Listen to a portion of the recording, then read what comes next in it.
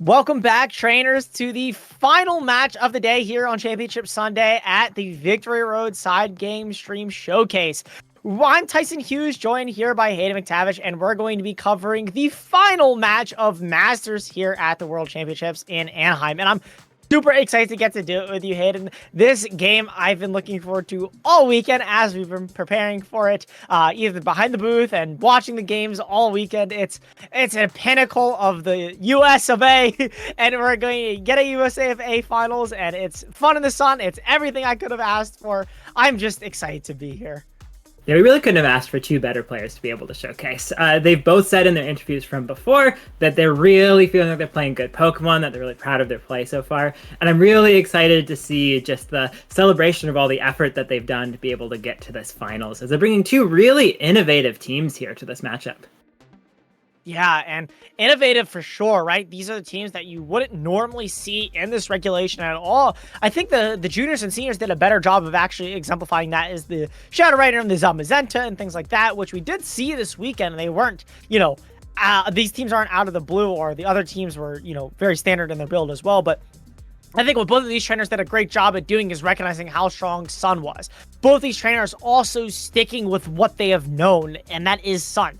James brought this to a great result in NAIC, and so did Giovanni. And both of them really refining it and bringing it to Worlds with full confidence just shows of how strong these Pokemon are and how strong the prep of each of these players are.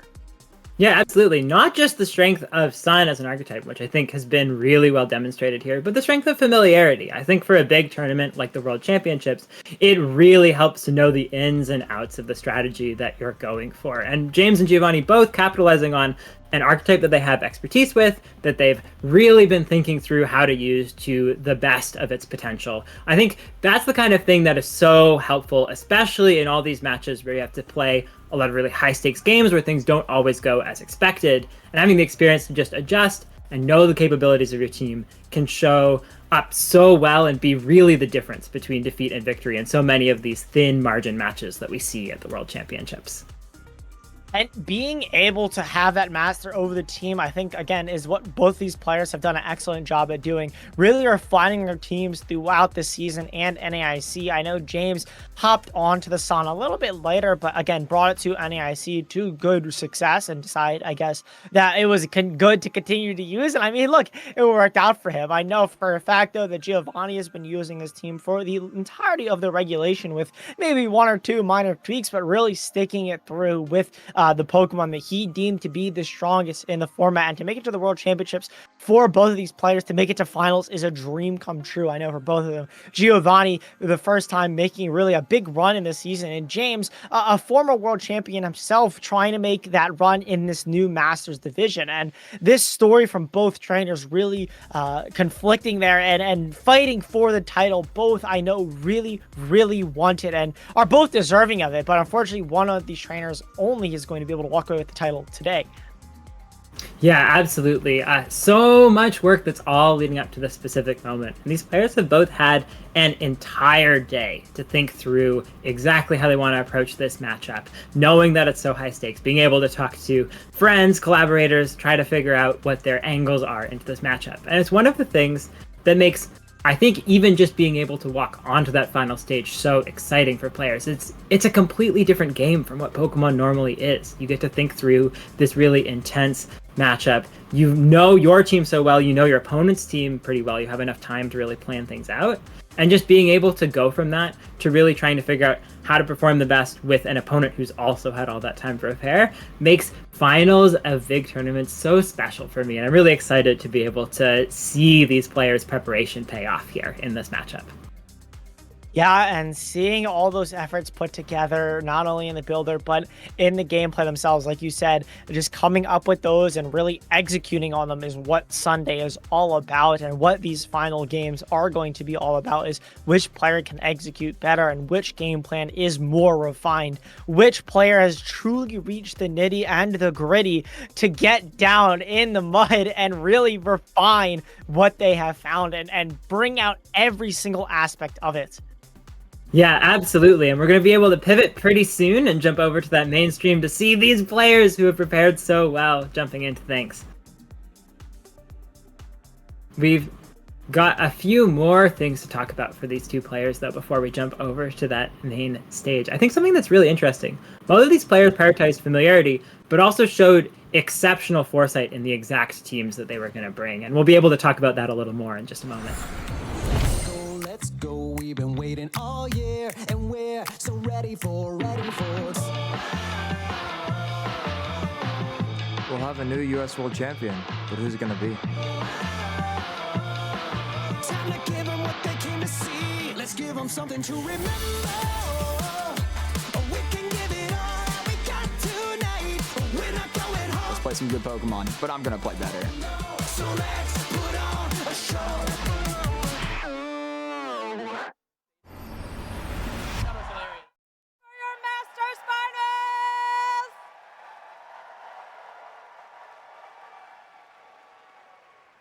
Please welcome to the stage from the USA, James Evans!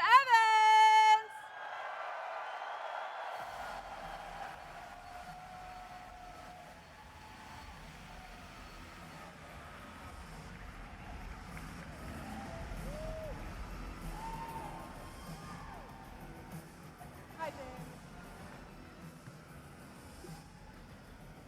And also from the USA, please welcome Giovanni Cischke!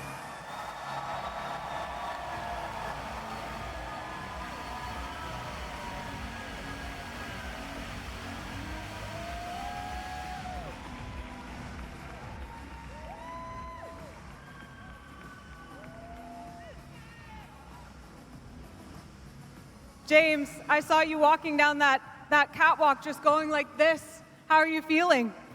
It's just amazing. I'm honored to be a part of this for the first time ever in Pokemon VGC history. Pokemon competitive history.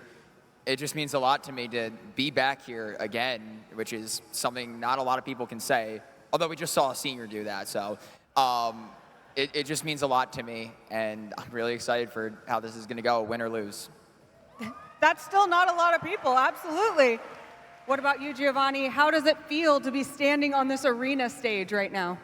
It's a surreal experience. I've had so many people support me along this incredibly long journey that I've had to this point now, through all the ups and downs, and I'm incredibly grateful for all of you that have been there every step of the way for me, and I hope to put on a good show for you guys. Just one more question for each of you. What do you think you need to do in this match in order to become the world champion? What do you think is your most important goal? I think the tempo in this matchup actually will dictate a lot, so just watch out for that. All right.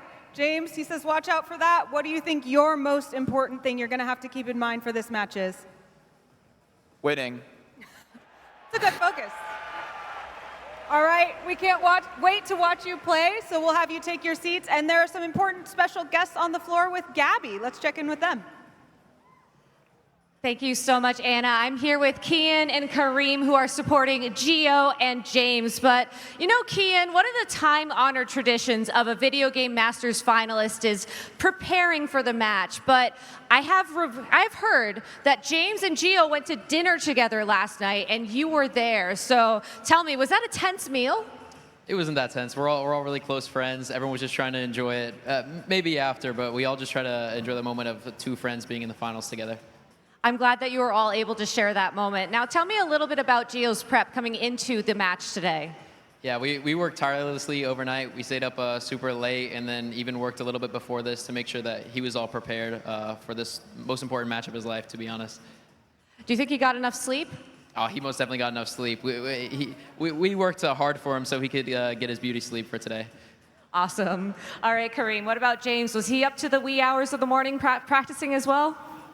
I know that James was practicing a lot with our friends Joe and Brady, and the three of them are all just excellent players, and I'm not sure how long they stayed up, but I know that Joe and Brady definitely put him through the ringer for testing for this match, and I'm very confident in all of their prep together. Now, Kareem, you've mentioned that you've known James for a really long time and that having been on this stage yourself, this is a really big moment to be a part of for James. Do you have any words of advice or encouragement or anything you want to say to him before we get started with this match? Really just that James has always been such an amazing, dedicated person. Anything he wants to get done, he gets done. He's very determined, and I have no doubt that this is going to be the same deal. I know how badly he wants this, and I have full faith that he's going to get it. Thank you so much. Kian, do you have any words of advice, encouragement, anything you want to say to Gio before he starts this match? It's hard to pick like one thing to say, but Gio's been using Koraidon since the beginning of Regulation G, when even then no one believed in it, and even up until now no one really believed in it as well. So just let Gio be Gio, use what he knows, and he'll do great. All right, well, thank you both so much. I'll let you get seated to enjoy the match. Casters, back to you. So excited. And already we haven't even had the post-game interview, but we can already feel the emotion, not only from the supporters and their friends and family, but, in the players themselves, those brief words, James just saying win and victory and things like that, just emphasizing how ready each of these players are for the game. And we're going to be able to jump back into a quick snapshot of the teams and accomplishments. Both of these players, phenomenal players, not only getting to this stage, but being able to showcase a lot of previous accomplishments. But most importantly, I want to just point out, there's a clear recipe both of these teams follow. There's the Ghost Psychic type, the Koraidon, the Brute Bonnet, a Fire Dark, a Photosynthesis Pokemon, and a Ground type. And both of these players, through very different paths, have converged on this very powerful team archetype. We're going to be able to have to see the decision being made here on which one is a little bit better than the other. And this is going to be the final match of the day. The Masters Division, the true pinnacle of the VGC weekend. Giovanni Cischke and James Evans, both amazing competitors here. As you mentioned their results before, very decorated. Even Giovanni, who has just really come up this season, has really put a name for himself out there. And James, who has been around for what seems like forever, with countless results at this level, if not like NAIC and other, again, that senior world champion before. And both players really are fighting for this world champion title.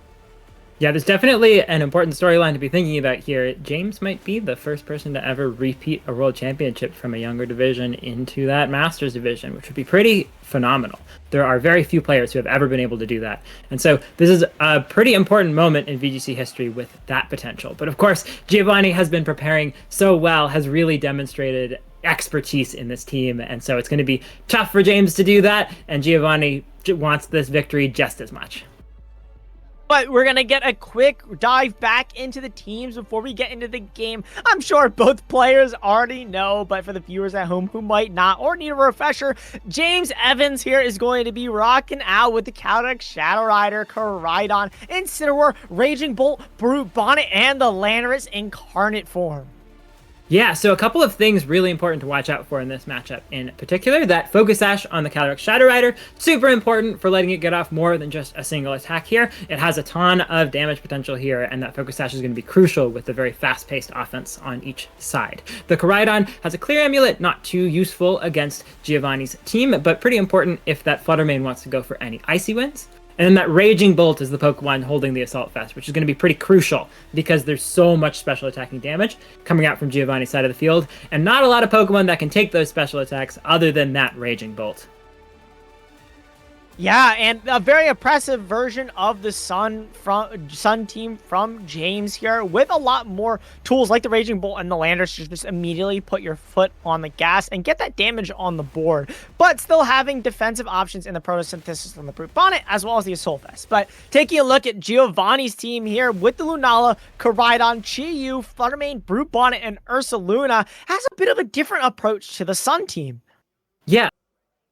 Absolutely in love with Giovanni's composition here. I think it's just extraordinary. There's so many different ways that Giovanni can pursue win conditions. I could see any of these Pokemon being super crucial for the finals. I really love how the Koraidon and Lunala aren't just strong in their own right, but really power up all of the other Pokemon on the field with either Sun or setting up Trick Room for that Ursaluna. And it really gives Giovanni a lot of flexibility here, if this goes to a 3-game set, to be able to really pivot up strategies And there's just so much that James has had to be anticipating here in terms of prep work and everything. So I think a really well-built team that Giovanni's super familiar with. I can't think of a stronger way to be entering into this matchup.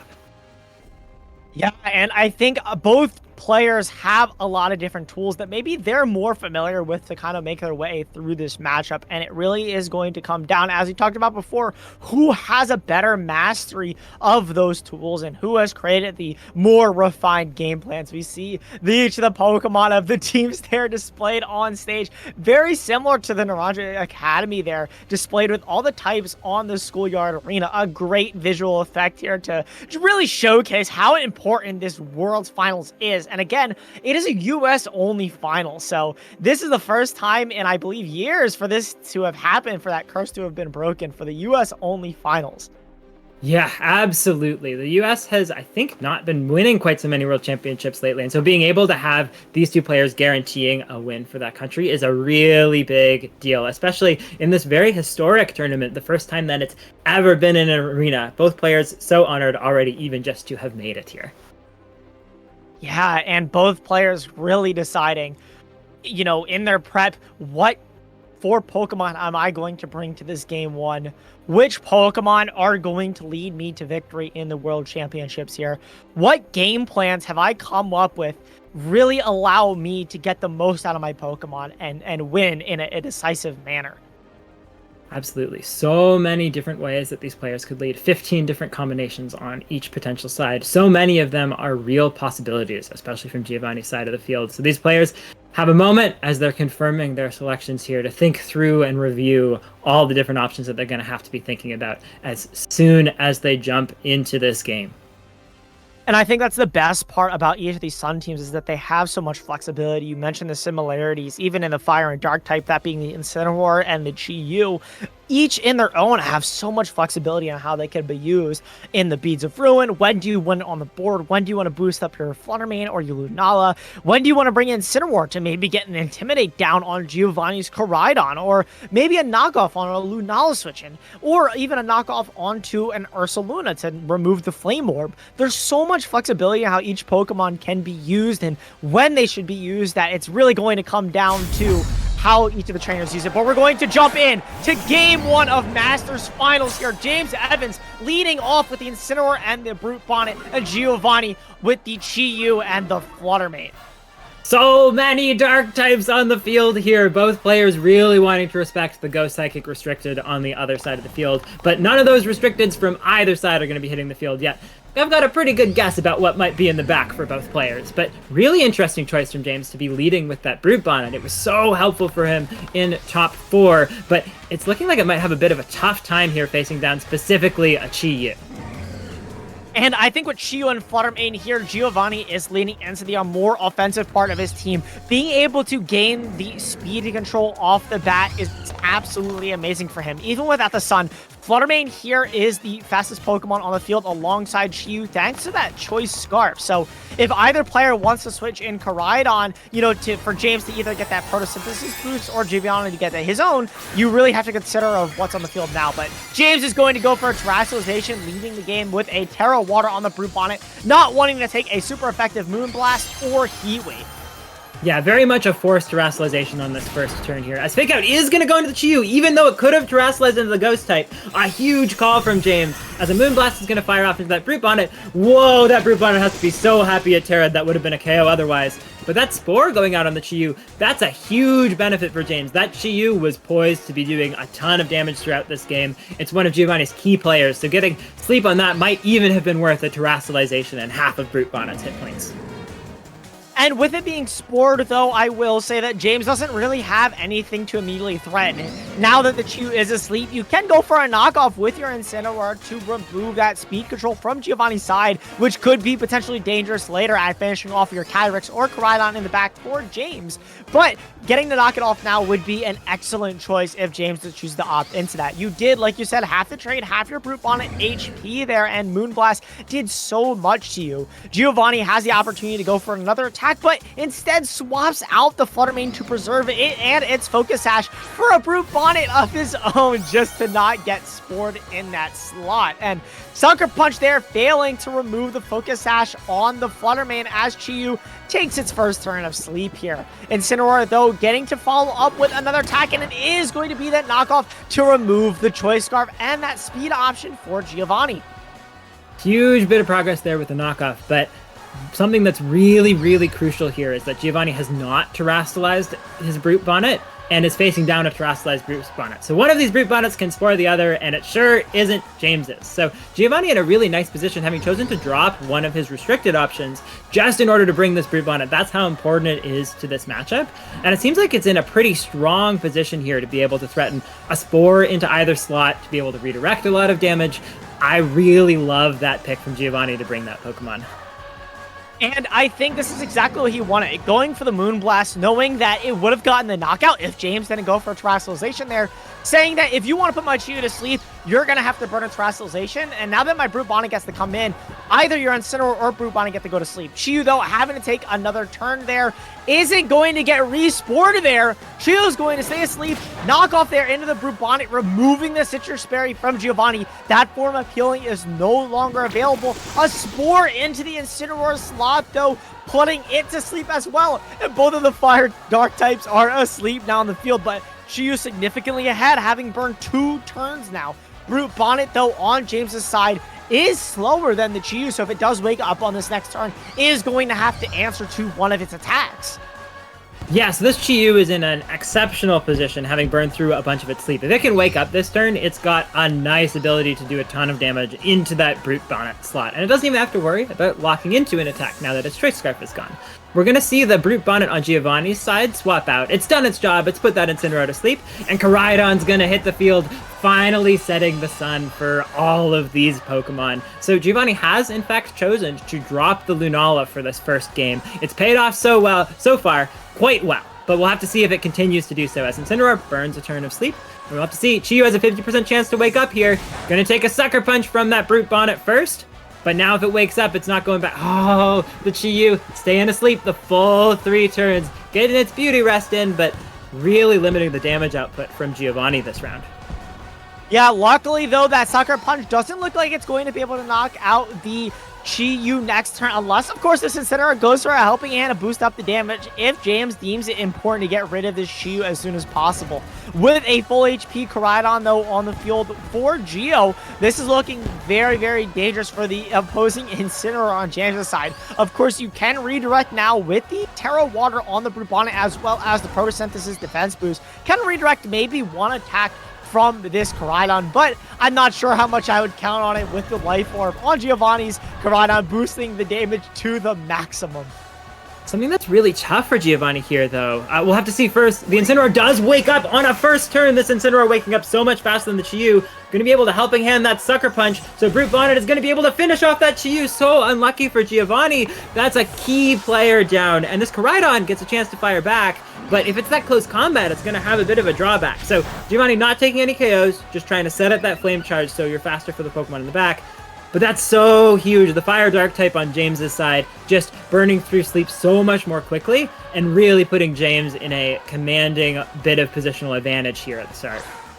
Unfortunately, having to take the Life Orb chip as well as the Rocky Helmet means that Koraidon is slowly ticking down its HP already as Giovanni swaps in his own Brute Bonnet. Hopefully, you can put one of these Pokemon on James' side back to sleep, but losing your Chi-Yu this early is going to be very, very dangerous. You don't really have a way around the Calyrex Shadow Rider that is most likely in the back for James, and you really have to rely on the Flutter Mane and for Sun to be up to really have a way around it. But Gio's not out of the game yet. You still have a Koraidon on the field, as I mentioned before, to threaten super effective damage into this Incineroar and do a decent chunk to the Brute Bonnet. It really comes down to, I think, what Giovanni wants to Spore here and put to sleep for the future rounds or future turns of the game. There's also a really important question that I believe I missed in the beginning, which is which Brute Bonnet is faster if there's a speed tie there. Because it might be the case that Giovanni's safest move is just to be Rage Powdering to try to redirect any potential spores from the other Brute Bonnet. But James doesn't want to play that game. Pretty happy to swap out this Brute Bonnet and preserve redirection later. Sending out that Calyrex that you just mentioned is now going to be a pretty big threat now that the Chi-Yu is gone. So we have to see what attacks are going out. If that Calyrex just switched in on close combat, that's going to be a huge amount of progress, and James gets the read! That's Calyrex Shadow Rider going down, not taking any damage at all. A parting shot firing off into the Brute Bonnet, just repositioning a little bit from James, but that's no damage out, although looks like that Brute Bonnet went for a Spore. Going to be pretty happy to hit any target here. The Incineroar notably here being faster than the Brute Bonnet as well. So this Incineroar is going to have to be careful of what it swaps into. Because your Brute Bonnet is terastallized, you have no safe swap into the Spore anymore. So whatever comes in here has the chance of getting spored, and James has to make that decision. A very real play that Giovanni could have made was doubling that Brute Bonnet with a close combat and a Spore. So this Calyrex isn't out of the woods yet. Yes, you avoid damage, but if a Spore comes into that slot or the partner, that could still be bad if those sleep turns add up. But James getting to swap in the Calyrex for essentially free there without taking damage from that close combat is very big. Brute Bonnet being the Pokemon to come back in for James is going to be great to redirect any attacks from this Koraidon in the future, but a Spore goes into that Incineroar slot, which is now the Brute Bonnet, and it's going to go to sleep. So a nice bit of progress from Giovanni to be able to put that Brute Bonnet to sleep. No more redirection, but definitely not the slot that I think Giovanni would have wanted that Spore to go into. The Calyrex Shadow Rider is now in a pretty interesting position here because it still has Protect available, can try to allow an Incineroar to swap back in and reduce damage. It does have to worry a fair bit about the potential for a double up from this now speed boosted Koraidon and a Sucker Punch from that Brute Bonnet. So this Calyrex Shadow Rider still under a lot of risk, but James definitely got out of that turn about as well as he could have, not taking a sleep onto a core key restricted Pokemon. Yeah, and exactly like you said, a double up is a very real possibility for Geo. Sporing either slot works out in your favor because you either put the Calyrex to sleep or you remove the option to Rage Powder. We see a Terastallization though, Terra Fire there on the Koraidon to boost up its fire type moves to the max, and in the sun as well, these are going to pack a punch. A Protect into the Calyrex, though, is not going to give Giovanni an option to attack. Brute Bonnet burning a turn of sleep here to maybe redirect an attack later in the game. As close combat goes into it, finishes off the Brute Bonnet. No more option of Rage Powder for James here as that Pokemon is removed. And no Sucker Punch, notably from Giovanni as well, leads them to believe that this is a potential Spore into the Calyrex. That's a really beautiful play from Giovanni. It works out well with the read being made. The Calyrex had a lot of pressure on it to protect, but it also covered so many other options. Even if that Calyrex Shadow Rider had attacked, it probably would have gone to sleep right after. There was also the potential, depending on where that Spore was targeted, to try to catch a switch in there. I really love the way that Giovanni's been playing this. Maybe hoping to have caught that Incineroar on a switch in rather than just the Brute Bonnet staying asleep. But still, I think Giovanni's being really proactive about trying to make the most out of these positions here. Yeah, and Koraidon here being the last Pokemon for James, both restricteds here on the field and at full HP, are looking amazingly positioned to deal with the rest of Giovanni's team here. You do have to be careful, though, that with the Life Orb on Giovanni's side and the fact that it has a +1 to its speed, it's guaranteed to outspeed both the James' Pokemon here. So in combination with the Sucker Punch, can be doing damage to the Calyrex or even into the Koraidon. I wouldn't count them out either. And with the defense boost as well, you have to be careful if you can even knock out the Brute Bonnet this turn. You have, without Terastallization on the Koraidon, the only move that you'd have stab on is the Collision Course in that fighting move. So you have to be very, very careful if you are James what you walk into. But Koraidon here is going to swap out for Giovanni and is going to go into the Flutter Mane, maybe expecting a fighting type move from James's side. I think there's just a lot of risk with attacking with that Koraidon there. Either Restricted could play defensively, like that Calyrex pivoting out into the Incineroar, trying to set up Intimidate, and at -1 defense, that Koraidon, even though it had the speed boost, was just in a really vulnerable situation. I really like the option instead to pivot into the Flutter Mane. Preserve Sun for later, preserve Koraidon for later. We'll have to see what this Brute Bonnet can do. Just going to be a Sucker Punch trying to cover that Calyrex Shadow Rider option. And the Koraidon going for a Collision Course and getting the targeting right. That's a ton of damage into this Brute Bonnet. That's just a KO with the boost from Collision Course from the Sun activating or a Calcium Pulse, and also the extra power from the super effective fighting type attack, given that it was a Collision Course. That's huge progress for James. Although Giovanni now gets to set up that Sun once more for a Flutter Mane that is probably pretty happy to be looking at a Koraidon that can't terrestrialize out of the 4x fairy weakness. And this is actually a deceptively really good positioning here for Giovanni, because now that Koraidon has come in, it's no longer intimidated. All you have to do is go for a double protect to block a fake out and attack from the Koraidon here to preserve your focus hash and make sure no damage befalls your Pokemon. And then next turn, you can Moonblast the Koraidon with no potential of terrestrialization and Collision Course into the Incineroar. Yes, a Calyrex Shadow could come in, but the damage would have been done. And this is looking in favor of both trainers still. I mean, James still has flexibility here. The Incineroar is very healthy, and so is the Koraidon. But without terrestrialization, I think this is either player's game. I think one of the really key factors here, though, is that the focus sash is still intact on that Calyrex Shadow Rider. So if you can come in on a close combat here, then it maybe has some options to still be really threatening and demanding a lot of attention from Giovanni. So we're going to see Incineroar trying to capitalize on maybe a double protect, like you were mentioning Giovanni's tempted to do, trying to pivot in that Calyrex, allow for fake out pressure later. If this Calyrex comes in on a fighting type attack and takes no damage, that focus sash could be really impactful for the rest of this set. But the Moonblast going off into the on no protect from James, trying to preserve it for the next turn, and that's a KO from Giovanni. That Flutter Mane putting in so much work, and there's just 2 Pokemon, and the Flame Charge! A perfect read from Giovanni! He knew that he maybe could consider that protect on the fake out, but instead, just perfectly calling the Calyrex switch in, and now there's a 1 HP Calyrex facing down a speed boosted Koraidon and a speed boosted Flutter Mane, and there's no amount of fake outs in the world that can keep that poor restricted Calyrex Shadow Rider safe. Yeah, and to be able to attack that Calyrex and break that focus dash that you were highlighting is absolutely amazing. Now, with a Flutter Mane there, with its focus dash still intact and the sun still on the field, you are able to just keep your position here and solidify this game 1.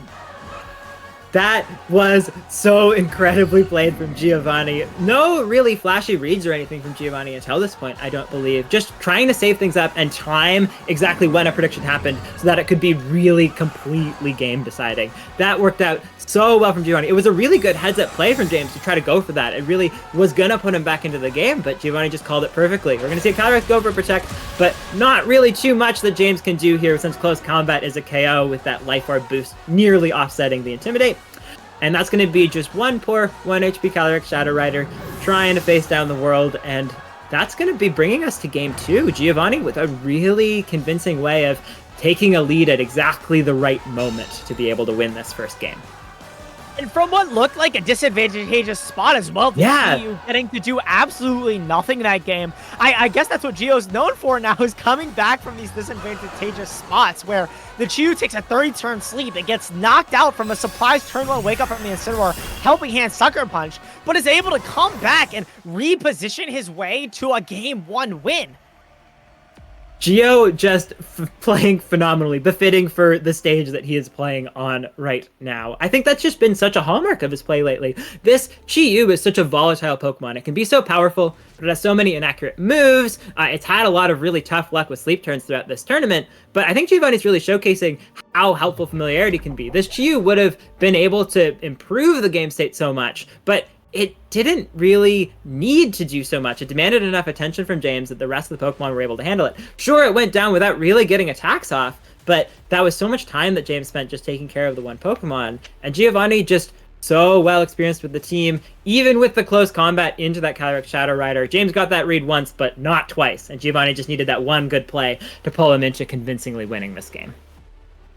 I think as well, the Chiyu provided a lot of value even for falling asleep, was able to provide that Beat of Ruin, which otherwise I don't think would have done that much to the Brute Bonnet, even with the Terrestrialization. So leading off with that Flutter Mane and the Chiyu just allows you to assert so much pressure onto James's side that even things like the Assault Vest Raging Bolt and the Terrestrialization on the Brute Bonnet, you take so much damage from a Moonblast with the Beads of Ruin on the field that even with Terrestrialization, you have to spend it just so you don't get O-code from that Moonblast. And even if you do get the 3-turn sleep like we saw, it's still, you know, in Gio's favor as long as he can position his Pokemon. That Chiyu, I think, took 4 attacks that game. It didn't get to attack, but it just demanded so much attention. It took the Fake Out, it took the Knockoff, it took the Spore, it took 2 Sucker Punches plus a Helping Hand. James just had to spend so much time doing anything with that. And I think it really speaks to how powerful that Chi Yu Flutter Mane lead is. We see it so often in non-restricted formats as just a really powerful mode for teams. And it's one of the real hallmarks of Giovanni's team that he's able to fit that powerful combination in while having so many other really important factors that it's really hard for James to lock in on countering just this one powerful lead, because there's so much else he has to worry about. He has to worry about a Trick Room mode with Lunala and Ursaluna. He has to worry about that Brute Bonnet starting out. It's really tough for James to be able to adjust to this lead without then becoming vulnerable to something else. Yeah, and I think it's really on James to adapt here in this game too, of maybe what Giovanni wants to do in this game. And if, you know, he commits the same game plan, how is James going to respond to that? And if Gio switches it up to an adjustment in game 2, how is James going to respond to that as well? So being down a game here really is on James to maybe adjust. And maybe something like that Raging Bolt we could see. You know, we just talked about how important that Moonblast is from that Chi Yu and Flutter combination. But if Raging Bolt has that Assault Vest, maybe with Terrestrialization, you're able to threaten a little bit more pressure with that Terra Electric as well. Those Thunderclaps can start to hurt, and maybe if you take advantage of the Beads of Ruin as well, that can do quite a bit of damage to Giovanni's team if positioned correctly. Of course, you do have to still worry about the other threats on the team, like the Koraidon for Giovanni, but let's hop into game 2 here. Giovanni's going to stick with the Chi Yu and the Flutter Mane, and James with the same lead as well, the Incineroar and the Brute Bonnet. So really interesting. James knows that that last game didn't turn out perfectly, but maybe has a few tricks up his sleeve for this time around. Going to try to come up with a different way around this particular lead matchup. That Chi Yu still putting out just as much pressure as last time, and pretty crucially, even with James Evans' last play on turn 1, there's still a ton of risk for even trying to fake out that Chi Yu, because if Giovanni wants to go for something cheeky and terrestrialize the Chi Yu, that's always an option, and it would let it get out a bunch of additional damage on this first turn. Absolutely. And I think, though, we do see a terrestrialization here, or actually no terrestrialization, just a Sucker Punch into the Flutter Mane, just forfeiting a Dark Pulse there into the Brute Bonnet just to have a little bit of chip damage, and a Moonblast doubled up into it to get the knockout there on the Brute Bonnet. A huge nuisance in game 1. Gio has removed now no more Spore or Rage Powder for James, but notably has removed saved the terrestrialization on James' side. Knockoff there going to remove the Choice Scarf for Chi Yu, though, so only one form of speed control left here, and that's the Flutter Mane. But with Sun not up on the field, whatever comes in here for James, like the Shadow Rider, can be doing devastating damage to the field. And with a helping hand and the range that this Chi Yu is at, I could see James getting a double knockout here if possible.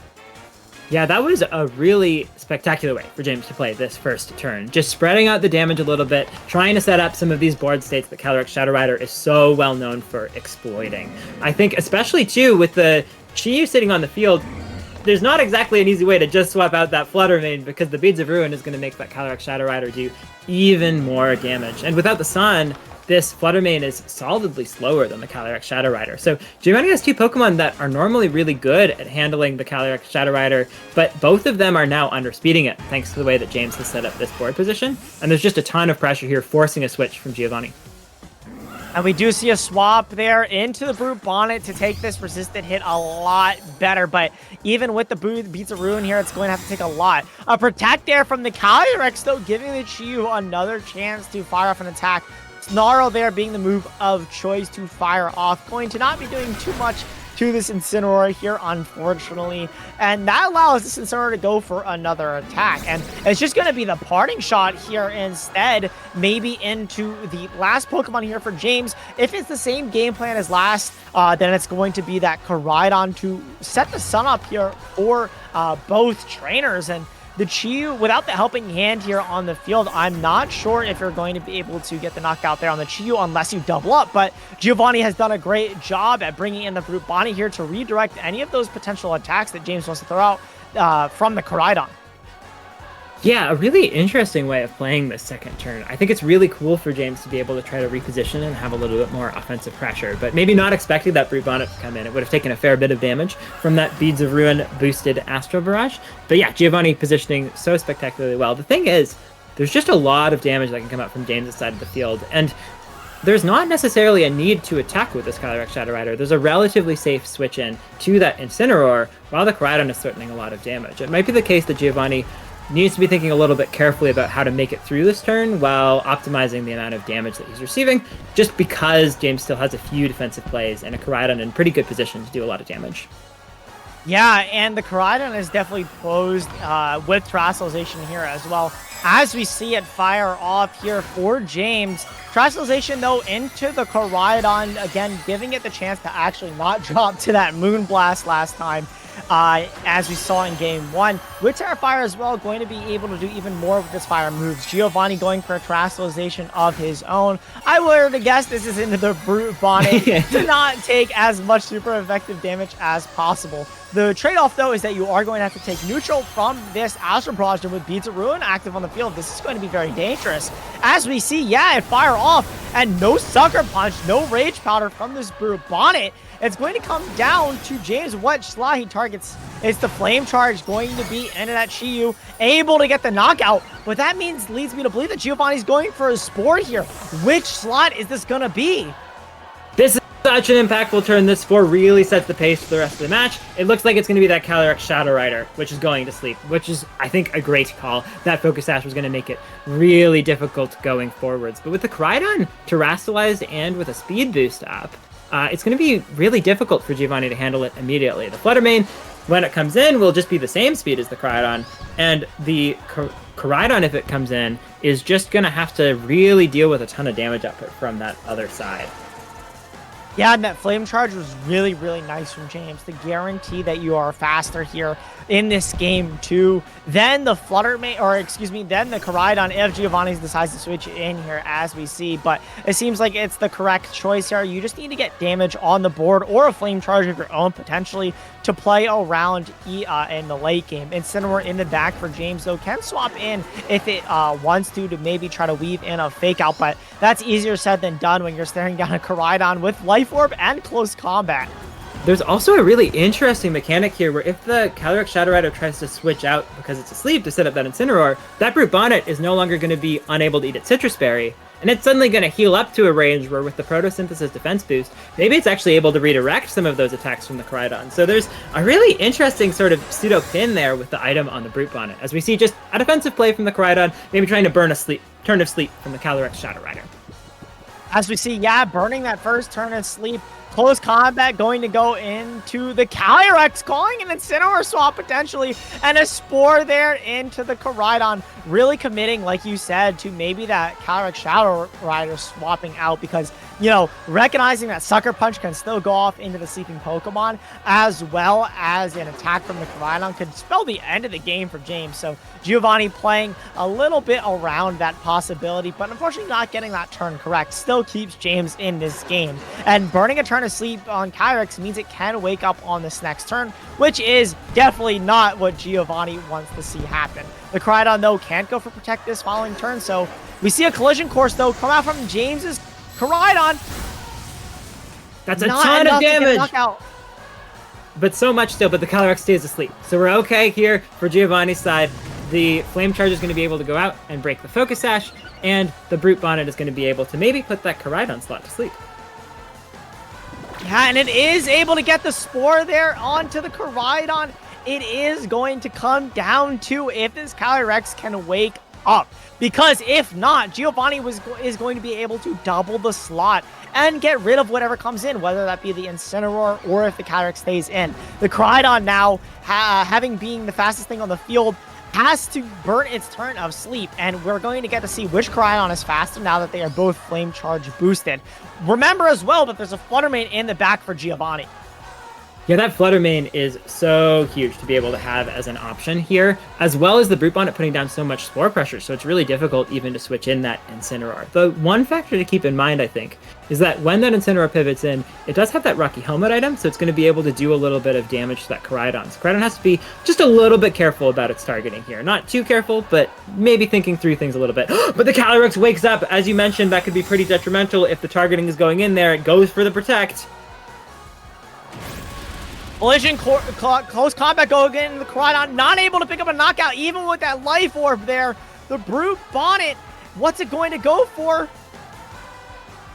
Is going to be that Spore covering for an Incineroar swap on the Calyrex slot. But I can't stress enough how important that Calyrex waking up is. The Crydon, though, is asleep. The sunlight fades, and that's going to be the photosynthesis removed on the Brute Bonnet, and a lack of damage removed from both the Crydons as well as the Oricai Compulse is going to be removed from both of them as well.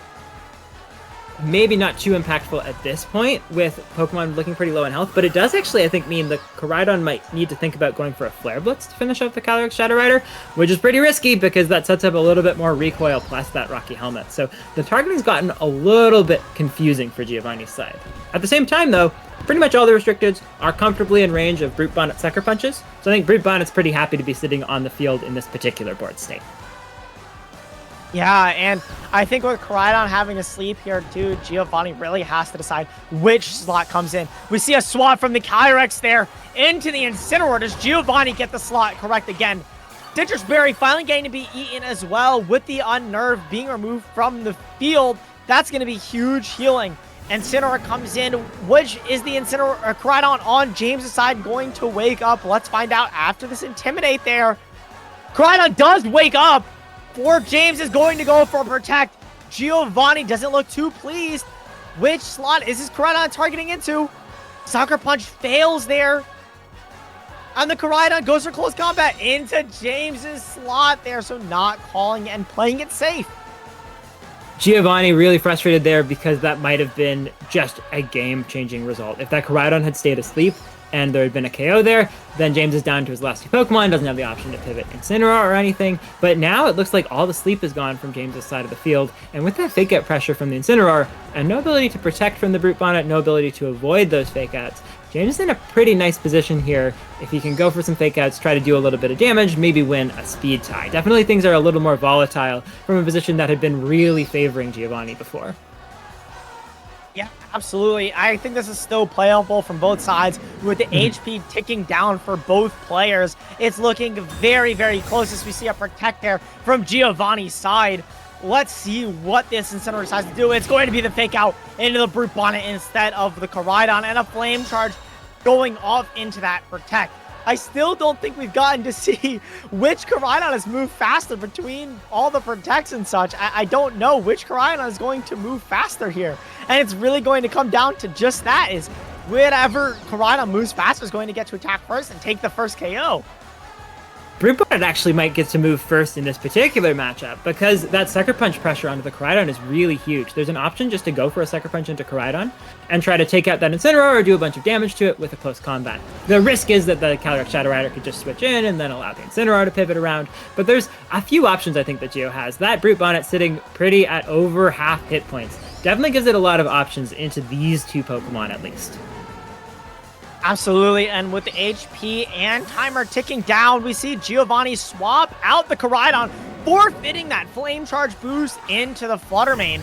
And this leads me to believe that maybe this is a Sucker Punch there from the Brute Bonnet, but instead we're going to see a Protect from James first and foremost. What's it going to be? Oh, no Sucker Punch knockoff, though, into the Flutter Mane. If this is a Spore, though, into the Incineroar, this is absolutely huge. We'll have to see what the Brute Bonnet goes for. Amazing! That's so good for Giovanni, being able to put the Incineroar to sleep, setting things up so that this Koraidon is free and clear to reset the sun for itself and have quite a bit of time to start attacking again. Sure, it lost a Flame Charge boost, but it's still got a lot of damage here. The only challenge is it's so low on hit points that getting through that Incineroar might wind up being just a little bit challenging. Absolutely here, and I think a huge turn of momentum, though, getting that Incineroar to sleep means it's not going to be able to go for something like that knockoff that we saw that previous turn on the Flutter Mane. The Koraidon near here now has to choose to Protect once again in front of the Sucker Punch Brute Bonnet, which would otherwise knock it out. Koraidon here resetting the sun as well is super important as we see the Protect there fail there for James, and a Rage Powder come out from Giovanni, redirecting any potential attacks. Koraidon, though, what's it going to go for? Flame Charge there into the Koraidon.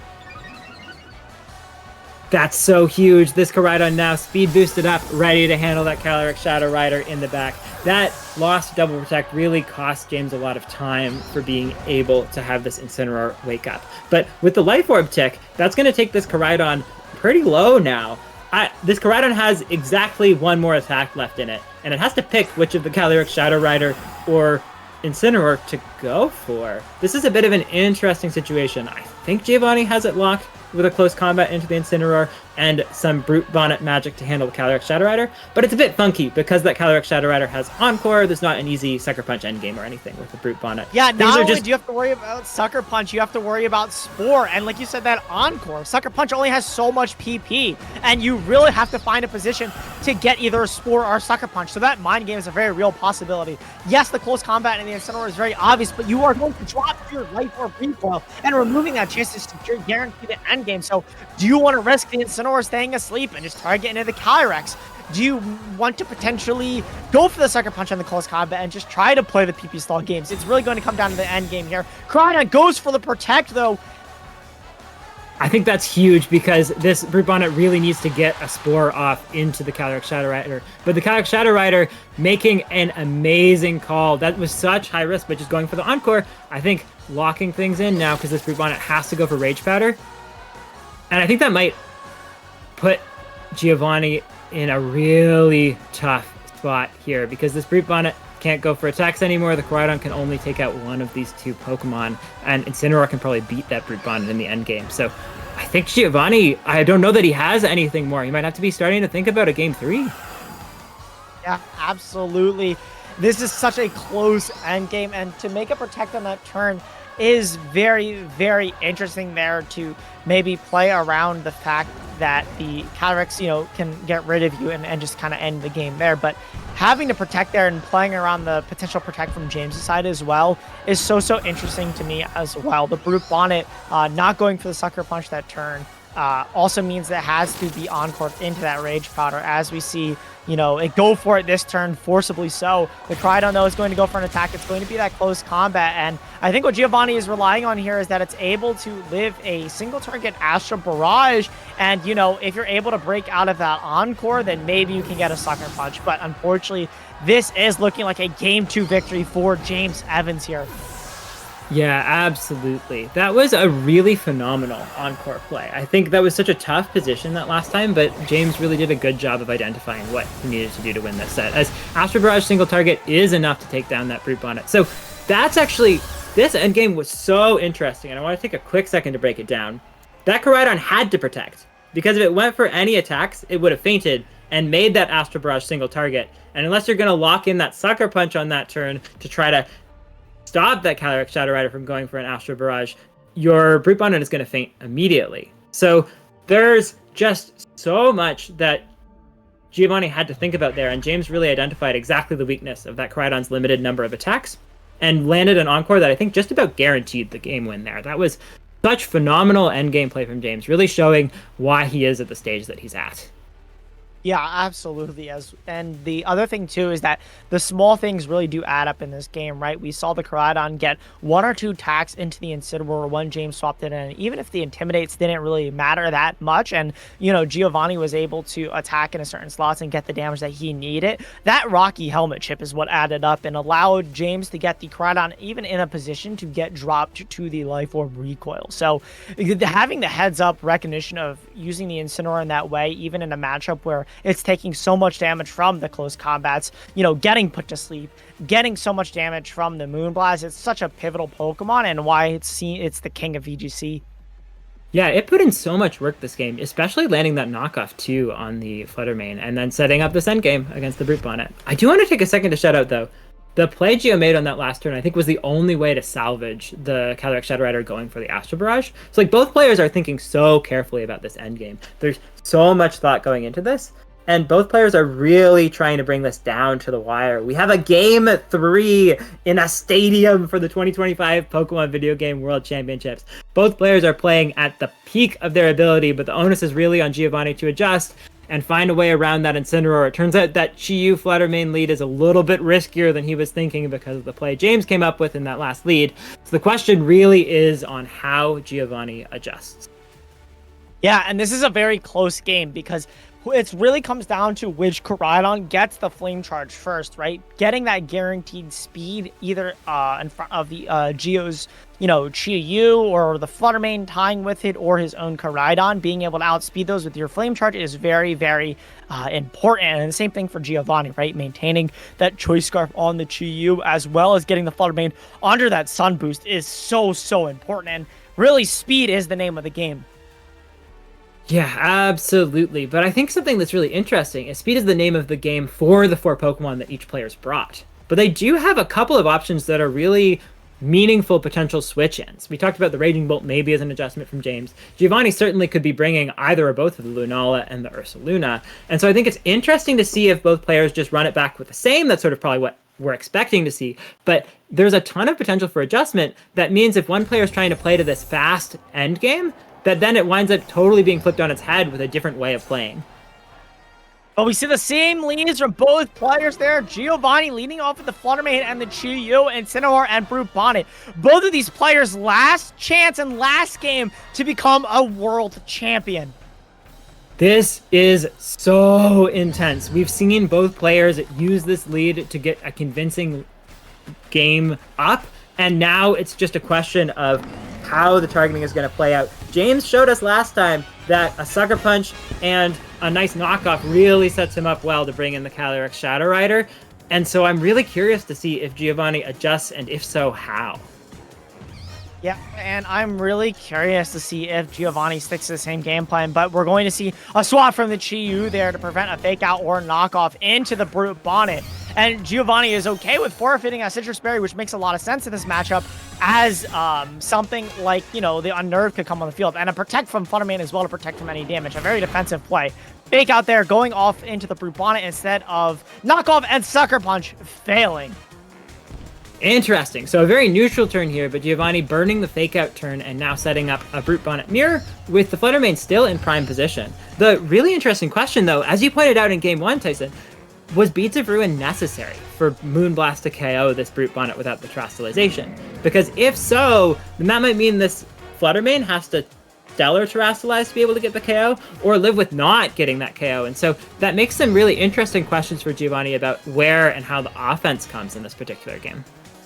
And I think the benefit of this turn is that the Brute Bonnet can't Rage Powder away. Either side can't Rage Powder away the Spore. So both players are able to go for a Spore. If you expect to live that Moonblast there, then you can get a Spore into the Fluttermane if you're okay with your Incineroar going to sleep as well. But a Terastallization here from one of the players, and that's going to be the Fluttermane. That's stellar Terastallization. Without the Beads of Ruin, you don't need it. You have Terra on your Fluttermane to boost up that damage even more. And that means that this Moonblast, without Terastallization on James' side, is going to be able to get a one-hit knockout on the Brute Bonnet, meaning no more Spore for James' end. And this Incineroar is going to have to go to sleep.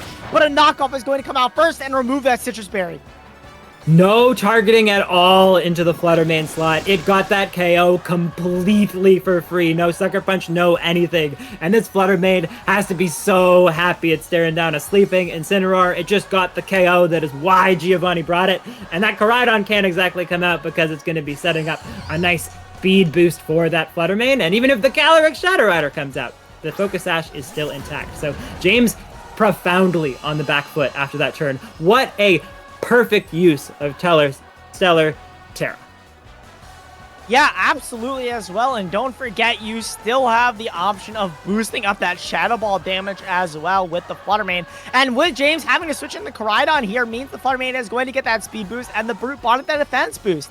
The Incineroar being asleep as well means it's going to have to take whatever attacks Giovanni throws its way. And Brute Bonnet being at the HP it's at as well, might have to take a collision course super effectively from this Koraidon. But of course, if James wants to attack with the Koraidon, then it has to take damage as well. I think the big thing is that the Sucker Punch from the Brute Bonnet on James' side didn't go out into the Fluttermane, so this Focus Sash is still intact. And that was a huge piece of why Giovanni won Game 1. And I'm really curious to see how it's going to play out in this Game 3. Fluttermane with the Focus Sash intact, moving first on this turn, really in the driver's seat. It can threaten a Moonblast into Koraidon, maybe forcing a Terastallization. Looks like James is going for that mentioned Terastallization. Gonna make that Koraidon a Fire type, so it can't just be one hit knocked out from that Fluttermane. But If that Flutter Mane decides to go for a Shadow Ball boosted by the Stellar Terra, then that's going to be a ton of damage into that Koraidon. It's going to just be a Moonblast into the Incineroar, maybe expecting a defensive play from the Koraidon, and that Collision Course is going to go out. Can the Brute Bonnet survive at this HP? Nope, we saw it before doing just about that much, but a critical hit means we don't really get to know what the damage roll is. That's tough. Both players have now lost their Brute Bonnet, and things are looking a fair bit more even as James burns that first turn of sleep. If that Incineroar wakes up quickly, these players are about even in board progress now. I think with the Collision Course getting that boost from hitting super effectively, I'm not sure if that Brute Bonnet survives without the Terastallization anyways. So that KO, even with a critical hit, I think is expected from Giovanni's side. But this means that Gio actually gets to bring in a new Pokemon here, and if it's that Chi-Yu, then Moonblast is suddenly in range to get a knockout there on the Incineroar. And remember, you have Choice Scarf as well, so Dark Pulse and a boosted Shadow Ball from Stellar Terastallization is a very real double up into this Koraidon. So Giovanni now has this position where you preserve the Sash, you've preserved the Scarf on Chi-Yu, and you've gotten rid of the Brute Bonnet. All three conditions which caused the loss in Game 2, Giovanni has been able to preserve here to set up a really great game here where you can threaten Koraidon and Incineroar for a lot of damage. And taking either of these targets is absolutely phenomenal. If you're able to get rid of the Incineroar, then Koraidon won't have to take Lucky Helmet damage anymore. And, of course, Shadow Rider can't swap in for the fear of its Focus Sash being broken. So it really is on James here to respond of which Pokemon he's okay with going down. Yeah, so James worked so hard in the first two games to have everybody try to forget that this Chi-Yu could be really fast. That knockoff on the Choice Scarf every other game, but with it being preserved so well from Giovanni, these two Pokemon are now the fastest on the field very convincingly. There's no easy way for James to change that. Shadow Ball is going to fire off into that Koraidon, and we're going to have to see if that Incineroar wakes up or if it's just going to be knocked out by this Chi-Yu Heat Wave. It looks like it's going into the Protect on the Koraidon, and yeah, it does connect with the Incineroar, but the Incineroar survives. If it wakes up and knocks off, that's going to be huge, but a 2-turn sleep on the Incineroar exactly when Giovanni needed it means that these two Pokemon are likely going to faint next turn. All Chi-Yu has to do is connect those Heat Waves.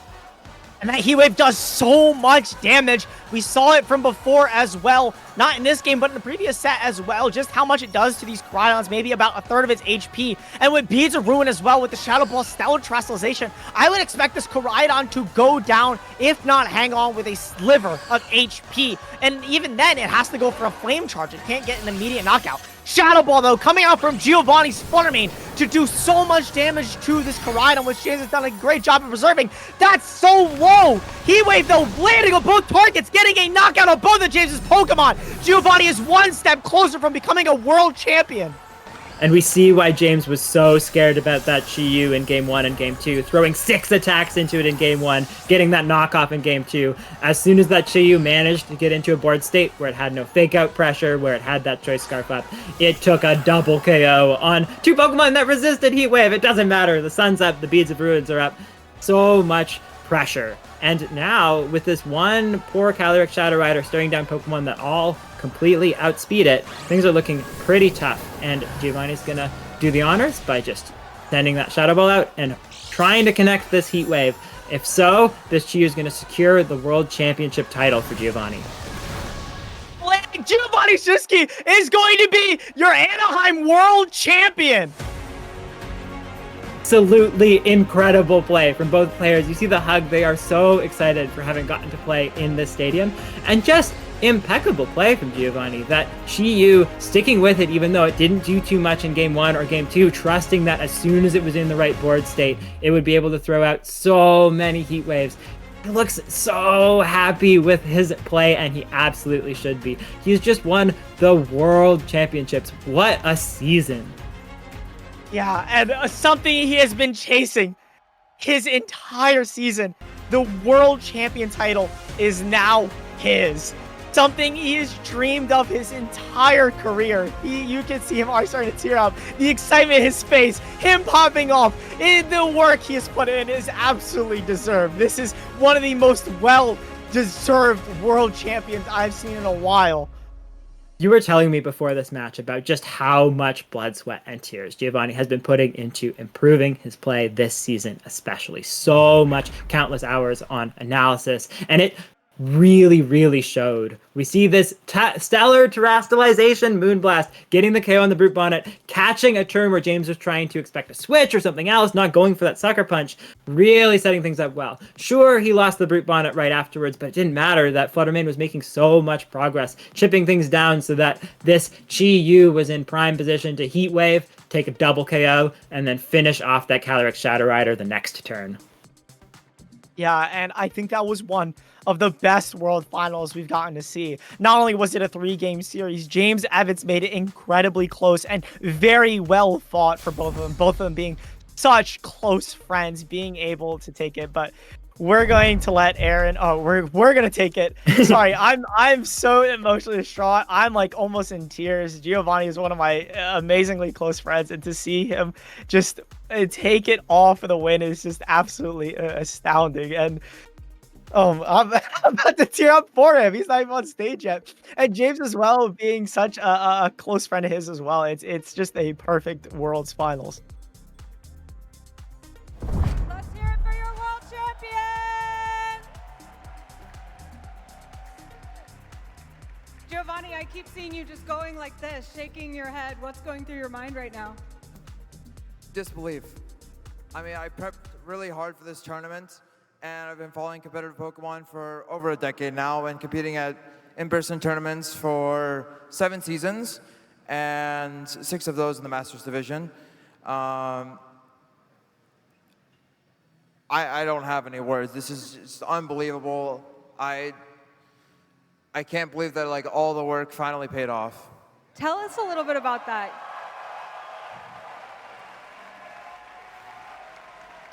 Everyone here is wondering what it's like to be standing where you're standing, and we know you put in so much work. There were probably moments where you felt discouraged or like you might give up. What advice do you have for people that want to put in the kind of work that you put in? Trust yourself. If you want to pursue something, go for it wholeheartedly. That's great advice. Now, we want to let you get off this stage and take a few deep breaths and celebrate with your friends and family, but not before we give you a chance to say anything you'd like to say to this audience or your family or anyone at home. Thank you to my family. Thank you to my friends. Thank you to everyone who's supported me along the way. Thank you to all the spectators here that have made this event so wonderful. And I'm very grateful to be crowned as the new world champion.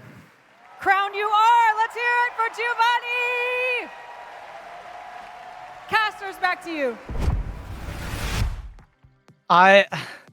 He's so amazing, man. And to be a world champion finally is a title that not many can say. And to do it with a team as spectacular as that is fantastic. And nothing but congratulations and you know all your flowers to you. You deserve the world, and I mean you have it now. You're the world champion. You have won. You have accomplished. You've gotten the peak. You've achieved it. So incredible. Tyson, I'm going to take your statement and raise it even further. You said this was one of the best Worlds Finals we've ever seen. I think it's the best. I thought that was spectacular. I thought that both players played so well, showcased how intricate and nuanced this matchup was. And Giovanni just kept adjusting, kept showcasing that familiarity, and really proved that he trusted himself. He went for it wholeheartedly, and he won the World Championships in an incredibly deserving best of 3. I can't tell you how many of like our friends and stuff like that tell him all the time, like, yo, like, is Koraidon really the call for Worlds? Like, it's finally time all season to hop off of it. I mean, I said it myself. I was like, I don't even know if Koraidon's still the call anymore. But proving us wrong, that true dedication, I think that is the moral of the story, is that Gio is dedicated to VGC. And I know no one more dedicated than him to the game. And that is exemplified in his team, carrying it through multiple regulations, as they said there, and mastering it and really honing his craft to bring it to perfection here at the World Championships. Familiarity is such a strong strategy for winning the World Championships, but it is such a high risk because if you bring a team that really just doesn't work well, you absolutely have to trust yourself. And there's so many moments, I'm sure, of doubt and difficulty getting along that journey. And so hearing that advice from Gio to trust yourself and go for things wholeheartedly is just wonderful to hear. Yeah, and we're going to have a final review here of all of our winners here at Anaheim World Champions there. Those were your juniors, now our seniors. Kevin Hahn taking the victory 2-0 there.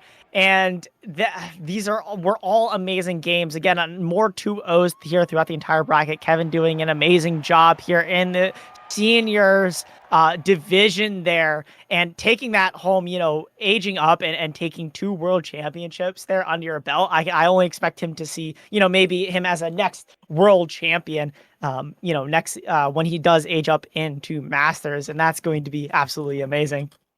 Yeah, Kevin Hahn with an incredibly impressive showcase there. It was a wonderful match to see, but also something to just point out here for how remarkable these Masters finals were. That finals was a 2-1 finals. It was the only finals that was 2-1 in the entire tournament. It's so difficult for players who have been given a day to prepare for that to still be a very close match. And it was just so wonderfully speaking to the creativity of both of these players that there was no steamrolling. Every game was so close. And these players really brought us a real treat in a best of 3 set. That doesn't always happen on Sundays. And I'm so excited that we got to watch that.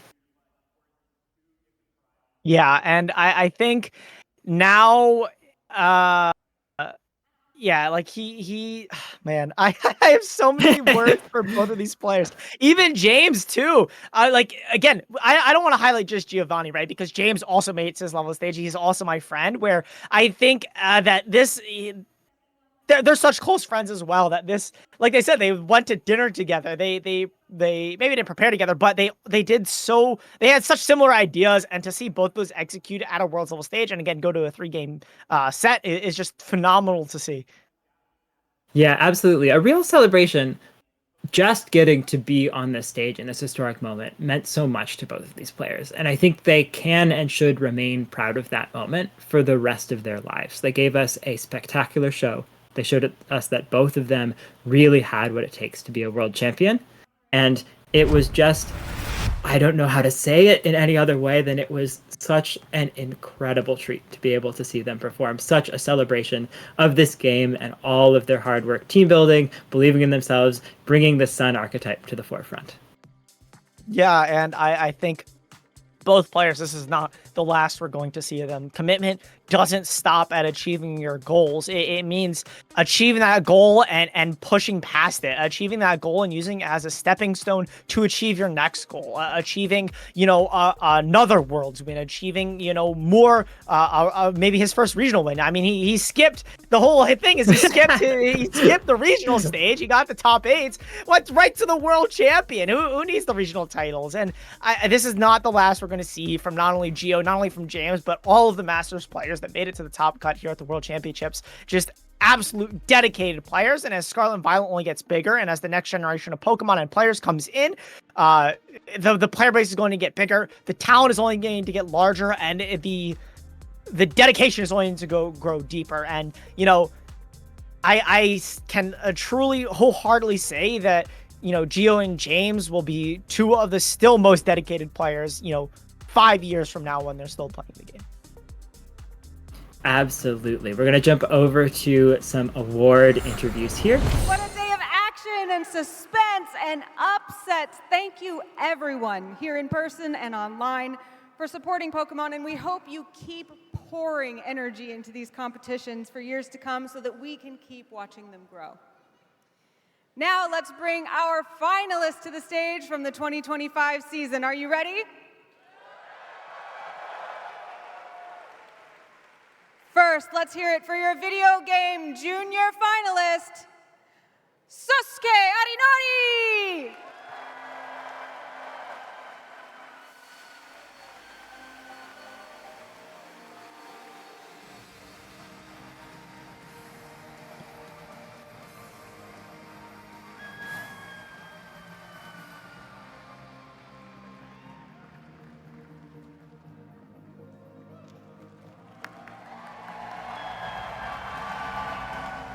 And now, your video game junior champion, Luke Whittier!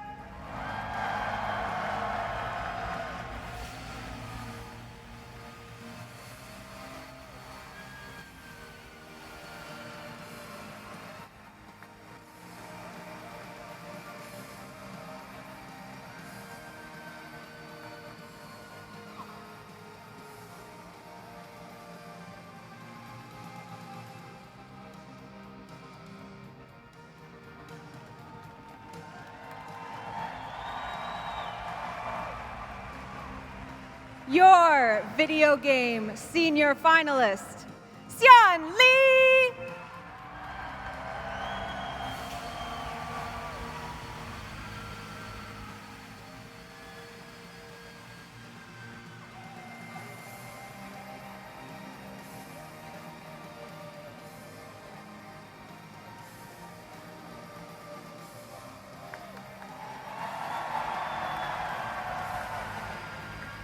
Now let's hear it for your video game senior champion, Kevin Hahn.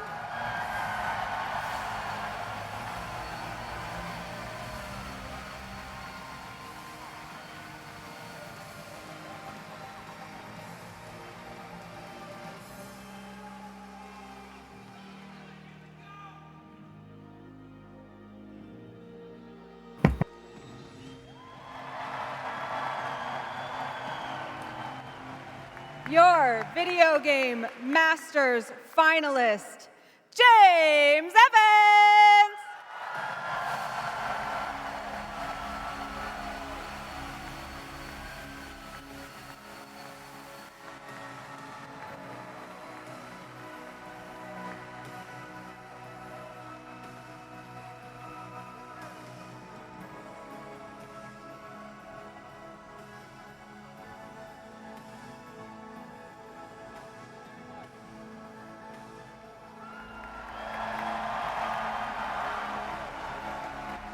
And finally, your 2025 Video Game Masters Champion, Giovanni Cischke.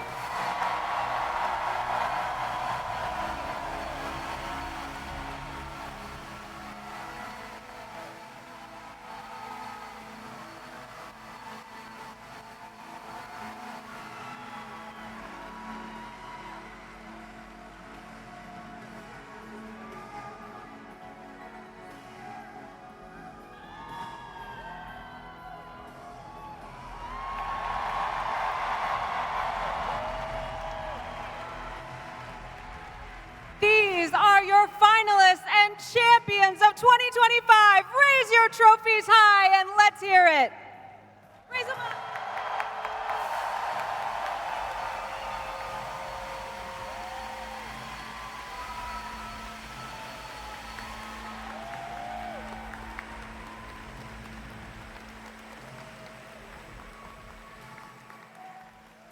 This concludes our 2025 competitive season, but the show is not over yet. One of the most anticipated moments of the weekend is coming right up, and that's closing ceremonies. What will we unveil? I'm not going to tell you. You have to come to find out, so don't go anywhere. We're going to take some time to reset our stage and recap what we've seen so far this weekend. So let's go over to the casters to discuss. And what an amazing closing ceremony we see there. And you have a demonstration of what you want as well. A demonstration and a physical remembrance of the accomplishments that these players have achieved. Yeah, a huge, wholehearted, sincere welcome to the 6 players who just got trophies kind of like this one and have joined the VGC Hall of Fame for some really incredible Pokemon that they showed us. It's such an honor to be able to cast and watch these things, and so inspiring to see these players working so hard for a game that we all love. I mean, I don't know if you guys can see it, but Gio looking there at the trophy wasn't even worried about the crowd. He's been waiting forever to hold one of those in his hands, and he is going to not let his eyes off of that thing. He will be glued to that for the next month, if not year. And his hands and eyes will not leave that trophy until death do him part. And it is an amazing accomplishment, truly, for all these players as well, to be welcomed into that World Champion Hall of Fame and to be forever immortalized in the world of Pokemon. Yeah, absolutely. It is so incredible for these players to be able to demonstrate such wonderful accomplishments. And I think really wonderful that we'll all be able to look back at historic recaps of these sorts of events and remember this really cool finals that we all got to see of just really down to the wire, exceptional, there's no other way to say it, just peak really good Pokemon.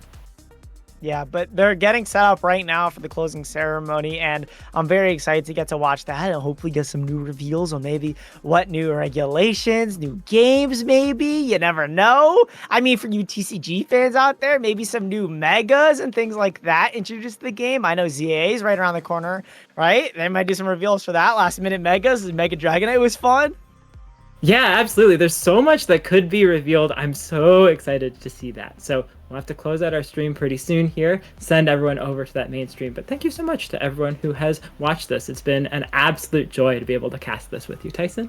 And I'm really glad to all the Pokemon fans out there really enjoying the World Championships. So we'll see you next time, and thanks so much, everyone. Yes, and